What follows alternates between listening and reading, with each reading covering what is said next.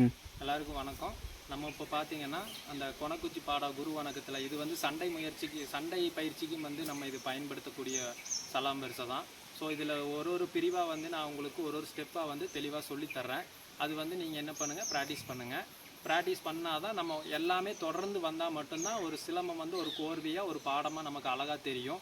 நம்ம ஒன்று பண்ணிவிட்டு ஒன்று பண்ணாமல் விட்டிங்கன்னா நமக்கு அந்த கோர்வையான அழகான அந்த மாலை தொடுத்த மாதிரி வந்து உங்களுக்கு வந்து அந்த அழகு வந்து நல்லா இருக்காது. ஸோ அதனால் இப்போ நல்லா கவனமாக பார்த்துக்குங்க. இப்போ நம்ம அந்த சொல்லியிருக்கோம் இல்லைங்களா, கொணக்குச்சியிலேருந்து தள்ளி பிடிக்கிறோம். இப்போது நம்ம என்ன பண்ணுறோம், ஸ்ட்ரெயிட்டாக வைக்கிறோம். இப்போது நேர்நிலை நம்ம ஃபேஸுக்கு ஏற்ற மாதிரி வச்சுக்கிறோம். இப்போ கீழேருந்து இப்படி மேலே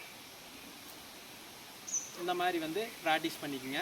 இது வலது பாகத்திலேருந்து இடது பாகத்திலேருந்து வலது பாகம் இது வந்து நம்ம பண்ண போகிறோம். இந்த குச்சிகள் வந்து பார்த்திங்கன்னா இந்த கை வந்து இப்படி மேலேயும் கீழே இருக்கணும். இது வந்து இப்படி மேலே பார்த்து மாதிரி பிடிச்சிருக்கேன், இது வந்து இப்படி பிடிச்சிருக்கேன்.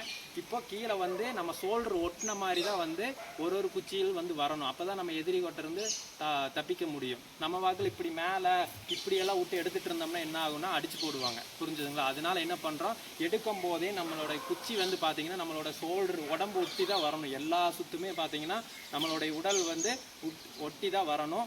அதே மாதிரி கீழேருந்து மேலே இருக்கும்போது நம்மளோட எதிரியோடைய இந்த இடத்துல இது நான் கடைசியில் உங்களுக்கு வறுமை பாயிண்ட் எல்லாம் சொல்லி தருவேன் சண்டை பயிற்சி வரும்போது. அப்போ நம்ம பார்த்துக்கலாம். இப்போ நீங்கள் கவனம் வைக்க வேண்டியது என்னென்னா, எதிரியுடைய இந்த தாவா கொட்டை அப்படின்னு சொல்லுவாங்க இல்லைங்களா, இந்த தாடையில் வந்து அடிக்கிற மாதிரி தான் நம்ம ப்ராக்டிஸ் இருக்கணும்.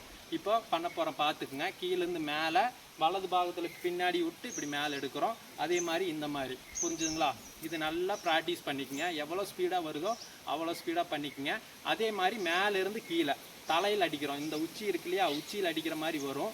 இது வந்து அதே மாதிரி இப்படி வலது பக்கம் இடது பக்கம் வலது பக்கம் இடது பக்கம் இதை வந்து நல்லா ப்ராக்டிஸ் பண்ணுங்கள். அதுக்கப்புறம் நான் அடுத்த காணொளியில் உங்களுக்கு மீதி உள்ள பாடத்தை வந்து ஒன்றொன்னா சொல்லித்தரேன். நன்றி.